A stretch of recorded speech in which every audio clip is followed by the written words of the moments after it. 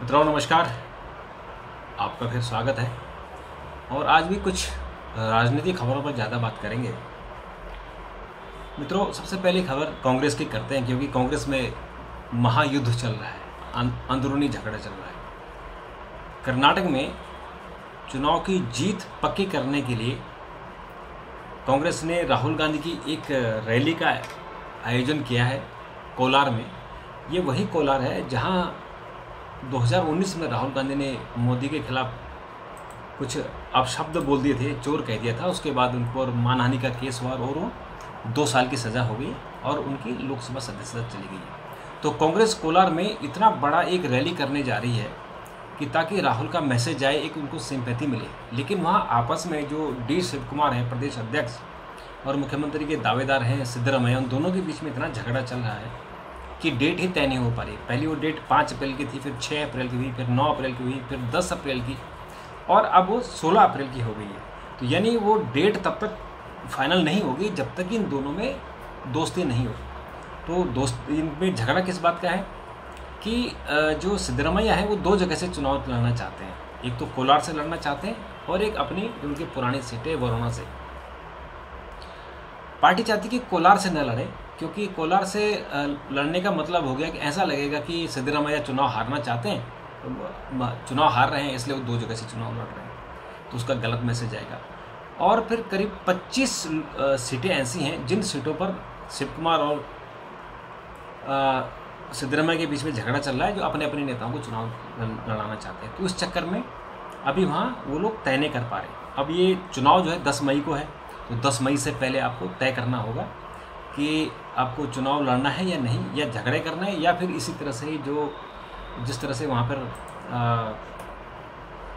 आपस की लड़ाई चल रही है, उस लड़ाई को अगर आपने उस लड़ाई को ख़त्म नहीं किया तो समझो कि फिर जो एक लहर से चल रही है, या जो ओपिनियन पोल आ रहे हैं उनमें कांग्रेस की कहीं ना कहीं बीजेपी पर जीत नज़र आ रही है। तो अगर कांग्रेस ने इस तरह की हरकतें की, आपस में लड़ाई करते रहे, तो आप समझिए कि फिर आपको जो जीत की दहलीज पर आप खड़े हैं, नहीं आप लड़ पाएंगे। दूसरा मामला कांग्रेस का वो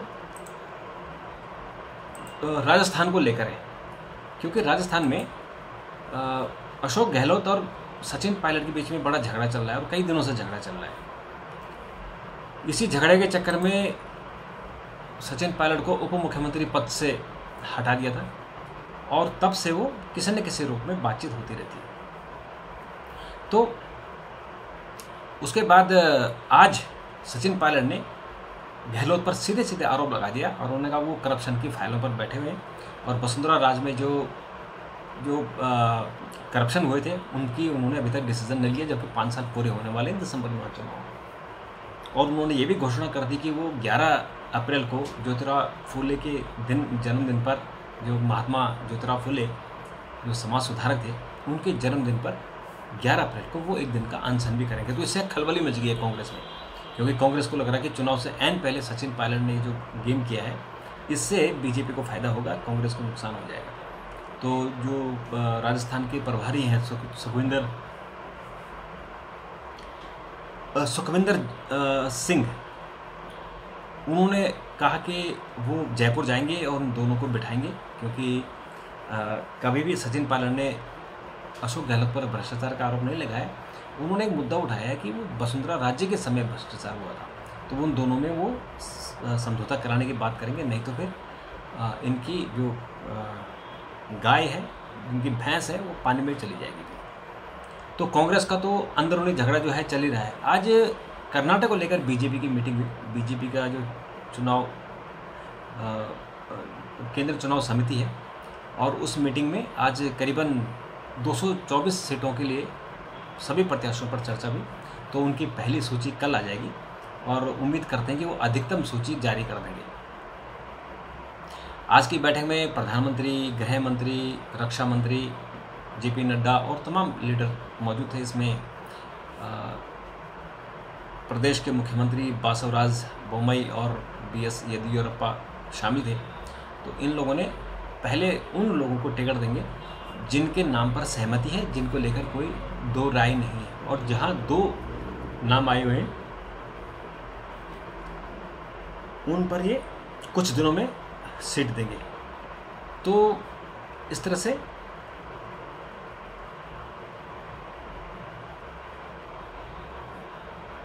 एक दो कल सुबह एक लिस्ट जारी करेंगे और उसके बाद फिर वो एक दो दिन में लिस्टें सारी जारी कर देंगे, क्योंकि 10 मई को चुनाव है। मित्रों, इसके अलावा चुनाव की ही अगर हम बात करें तो इकबाल सिंह भाजपा में शामिल हो गए हैं। श्रोमणी अकाली दल के नेता और पूर्व विधायक इंदर इकबाल सिंह अटवाल भाजपा में शामिल हो गए हैं और उनको हरदीप पुरी ने शामिल किया है कि इनके शामिल होने से ऐसा लगता है कि भाजपा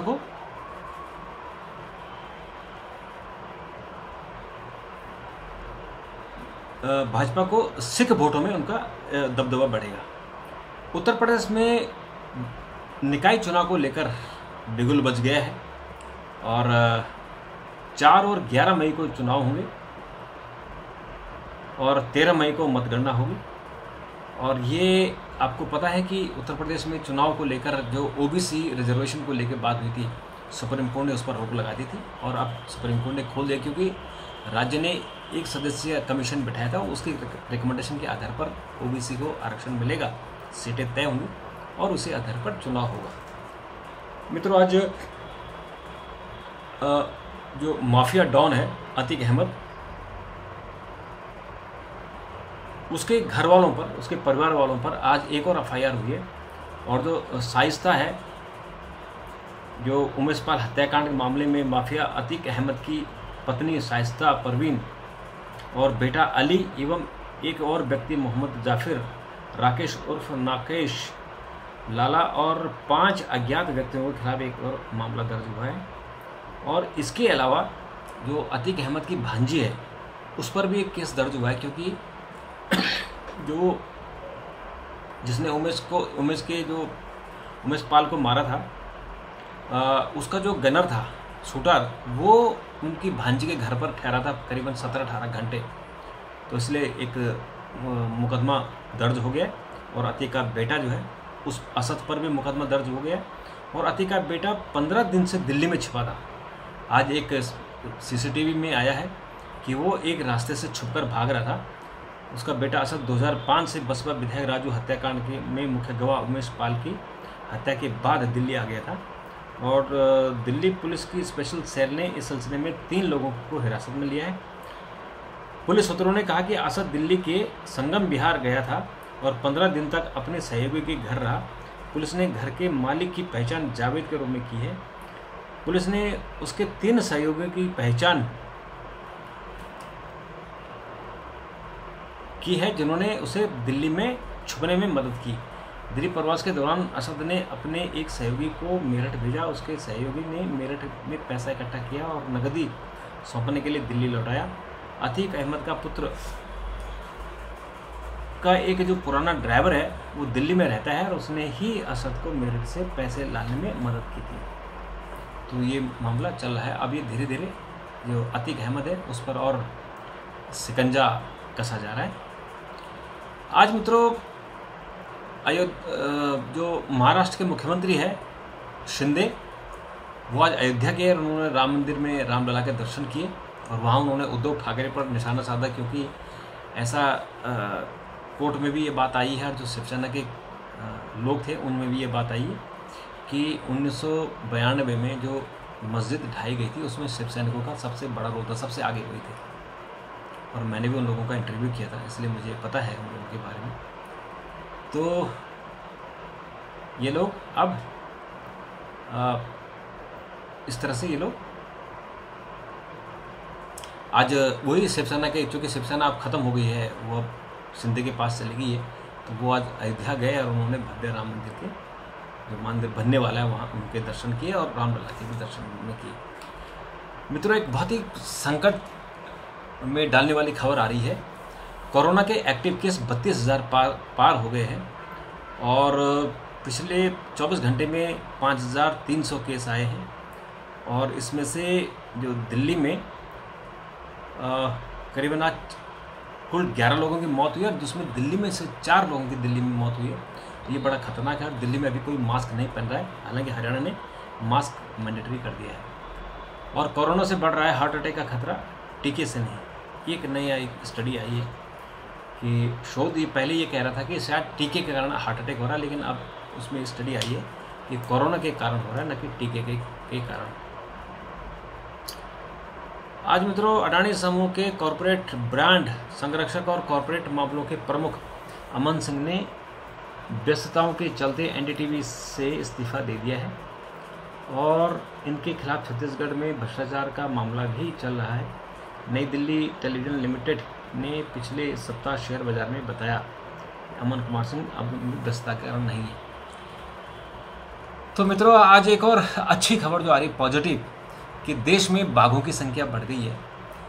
2018 में 2967 थे और अब 2020 में जो आज रिपोर्ट प्रधानमंत्री ने जारी की है उसमें उनकी संख्या बढ़कर 3167 हो गई है। तो ये बहुत खुशी की बात है कि पूरे दुनिया में बाघ कम हो रहे हैं, हमारे देश में उनकी संख्या बढ़ रही है। हमारे देश में जो नामीबिया से चीता आए थे 12, उसमें से एक की मौत हो गई थी, लेकिन 4 बच्चों ने जन्म लिया है। 75 साल बाद हिंदुस्तान के जंगल में चीतों ने जन्म लिया है। तो आज हमारे प्रधानमंत्री ने एक लिस्ट जारी की है और आपने देखा होगा उनका ड्रेस और जिस तरह से उन्होंने एक वाइल्ड लाइफ कैमरा यूज़ कर रहे थे और ओपन जिप्सी में चल रहे थे। तो ये कमाल का था, उनका एक अपना एक स्टाइल होता है, उस स्टाइल से उन्होंने आज उनके फ़ोटो चारों तरफ उन्हीं की फ़ोटो है, एक जो फॉरेस्ट ऑफिसर की ड्रेस में और वाइल्ड फोटोग्राफर की ड्रेस में। कमाल का। भड़काऊ भाषण के मामले में काजल हिंदुस्तानी गिरफ्तार हो गई हैं। ये सोमनाथ गिर से रामनवमी के दिन भड़काऊ भाषण देने के आरोप में रविवार को दक्षिणपंथी कार्यकर्ता काजल हिंदुस्तानी को गिरफ्तार किया गया है। इसके कारण 1 अप्रैल को ऊना शहर में सांप्रदायिक झड़प हुई थी। तो ये एक बड़ी खतरनाक है, ये कुछ भी बोल सकती हैं, तो इनको अरेस्ट किया गया है।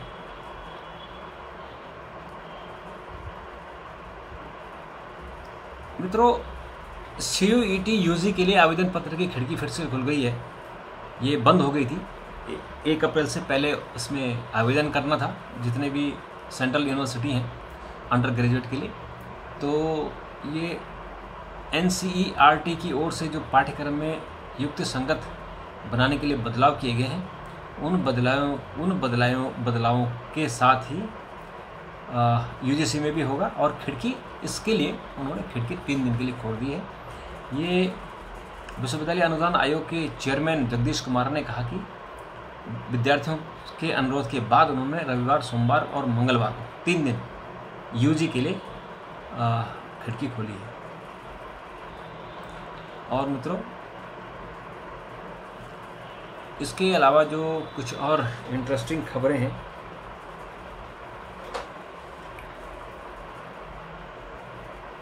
उनमें खासकर जो आज मुख्य तौर पर तो राजनीतिक खबरें ही थी। आज ईस्टर भी था, तो ईस्टर पर भाजपा नेता बिशप के घर पहुंचे और प्रधानमंत्री खुद आज एक चर्च पहुंच गए थे और उन्होंने जो ईसाई समुदाय के लोग हैं उनको बधाई दी ईस्टर के मौके पर।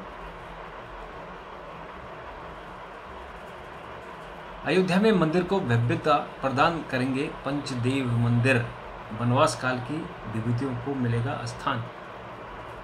राम मंदिर जो बनाया जा रहा है उसमें उन जगहों को भी स्थान मिलेगा जहां रामचंद्र जी वनवास के दौरान रहे थे। तो एक ये अलग ही पहचान होगी, एक भव्य जो राम मंदिर बन रहा है वो उसका वाकई वो एक प्रतीक होगा हिंदुस्तान के गौरव का, जो इतिहास है उसके गौरव का।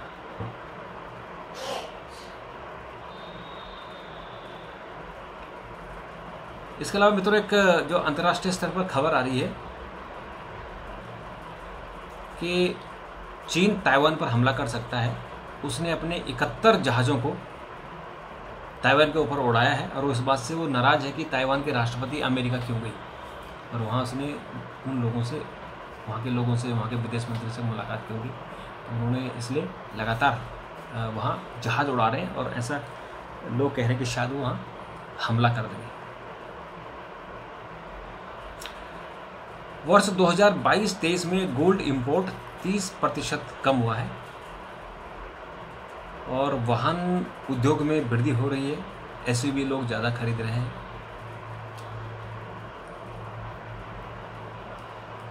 तो मित्रों, आज के लिए इतना ही। अगर आपके कोई सुझाव हो ज़रूर दीजिएगा और चैनल को सहयोग दीजिए। ये चैनल आपके सहयोग पर ही टिका हुआ है। अगर आप इसको आगे नहीं बढ़ाएंगे तो फिर ये आगे नहीं बढ़ पाएगा। आपके सहयोग की अपील है। Thank you very much. धन्यवाद। नमस्कार।